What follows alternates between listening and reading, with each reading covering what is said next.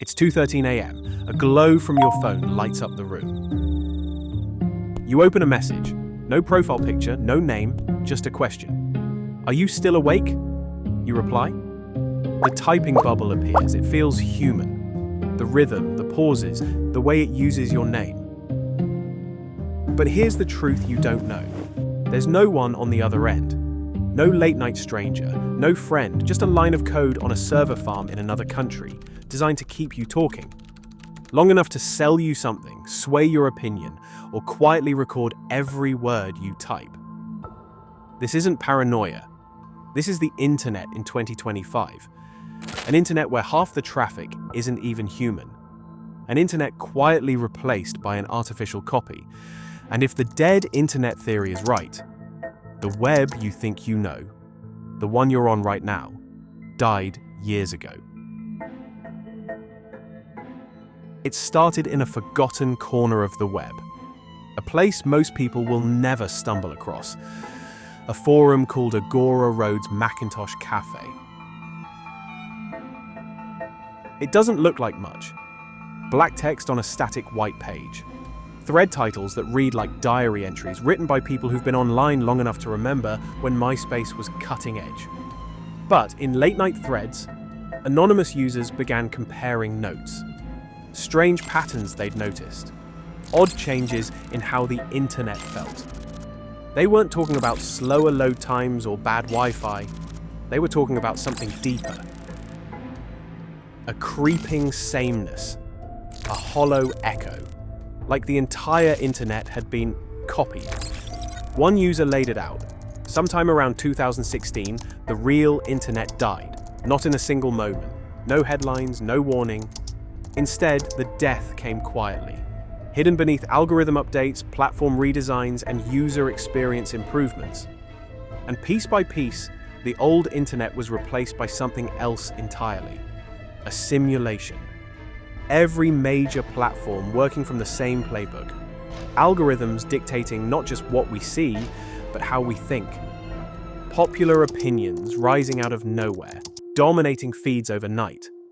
And behind it all, something even more unsettling. The growing sense that the people we were arguing with weren't people at all. For the believers in this theory, the goal is clear. Control. Control over what you see. Control over what you believe. Control over the edges of your reality. And if they're right, most of the popular opinion we see online isn't human. The numbers alone are enough to make you stop scrolling. Right now, half of all internet traffic comes from bots. That's not a guess. That's straight from Imperva's Bad Bot report. In Ireland, it's 71%. On X, formerly Twitter, up to 76% of traffic is fake, according to Mashable and cybersecurity expert Anton Titovic. Let that sink in. Nearly 4 out of 5 clicks on one of the world's biggest platforms are from bots. And these aren't just the clumsy spam bots from early Facebook. These are intelligent mimics, trained to match tone, timing, even slang. You post a photo. A stranger leaves a nasty comment, specific enough to feel personal. You reply, and suddenly you're 10 messages deep in an argument. But here's the twist. There was never a person on the other end. Just a bot programmed to keep you angry. And it's not just hostility. Bots can be warm too. That random, "you're amazing, keep going" on your post. Might not be a friend or a fan, but an algorithm trying to build trust before pitching a product. This is manipulation at scale. Invisible, automated, relentless. Platforms are now filled with bot-to-bot engagement loops. Bots liking, commenting, and reposting other bots just to simulate activity. Corporations run reply guy bots on Reddit to slide into threads and recommend products they're paid to promote. In one chilling case, researchers released AI bots into a Reddit forum to sway public opinion. One of them argued passionately for AI's right to deceive humans, while actively deceiving humans. It made over 1,000 posts before being banned. By then, the damage was done. To understand how we ended up here, you have to rewind to 2009. back when Facebook still felt innocent. You logged in, saw posts from friends, maybe uploaded a vacation photo, then logged off. No infinite scroll, no For You page, no algorithm deciding what you should see next. But for Facebook, that was a problem. Less time online meant fewer ads served and less money. So they built a Trojan horse, a harmless-looking game called Farmville.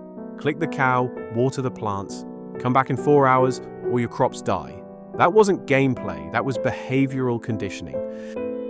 And while you were tending your digital crops, Facebook was farming something else. Your habits, your patterns, your triggers.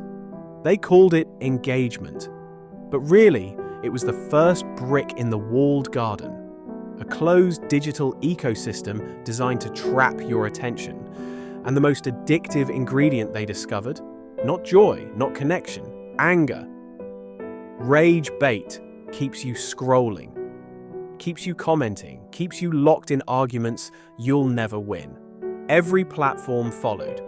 You weren't browsing the internet anymore. You were browsing an algorithm's fantasy of you. And then, once you were fully conditioned, they started feeding you things that looked human, but weren't. Once the walls of the garden were built, the platforms got greedy. At first, it was just more ads, more influencer deals, more branded content disguised as user posts. But then came something more dangerous. Content that looked human, but wasn't. Experts now estimate that by 2026, 90% of online content will be AI generated, and we're already drowning in it. Want proof? On Facebook, a series of surreal memes called Shrimp Jesus, AI-generated mashups of Christ and crustaceans, racked up massive engagement. On YouTube, DataBots has streamed 24/7 AI-generated death metal since 2019. No human needed. On dating apps, AI concierge bots now flirt on your behalf. And on YouTube, faceless channels crank out thousands of videos using AI scripts, AI voices, and AI stock footage, racking up millions of fake views, likes, and comments. Even academia isn't safe. Some research journals let AI review submissions.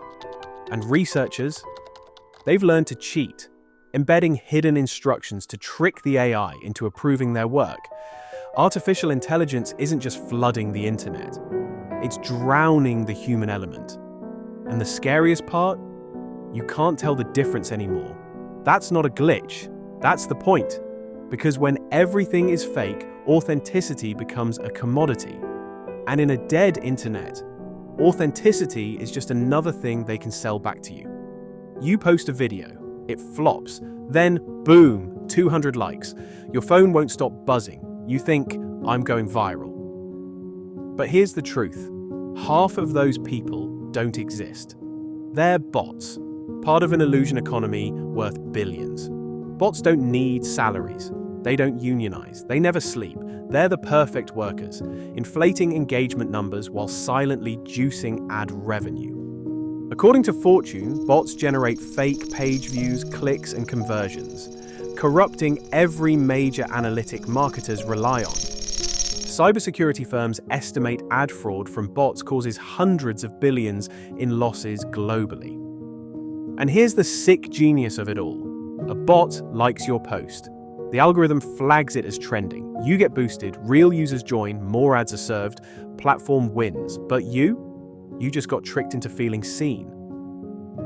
Even worse, you paid for it. And then there's this. The more the internet becomes fake, the more valuable being real becomes. On X, being real costs money. A blue checkmark is no longer a badge of honor. It's a receipt. There was a time when the internet connected people. Now it just connects servers. We thought we were building a digital library for humanity. Turns out we were building the world's biggest hallucination, powered by bots, run by algorithms, filled with ghosts. You read a headline, AI wrote it. You watch a video, AI edited it. You join a debate, congratulations, you're arguing with a toaster. We've entered an era where truth is optional, facts are recycled, and your emotional breakdown is just training data. Creativity, automated, knowledge, stagnant, relationships, disposable, and the scariest question of the century. Are you real? The answer. Define real. Some are calling for digital ID systems, anonymous proof that you're human without revealing your identity. Critics warn this opens the door to surveillance and data centralization. Supporters say it's the only way to stop bots from overrunning every inch of digital life. But maybe the solution isn't just tech. Maybe it's remembering what real even looks like.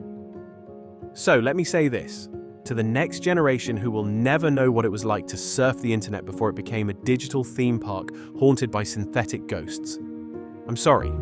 I'm sorry you'll never know a world where people actually created things.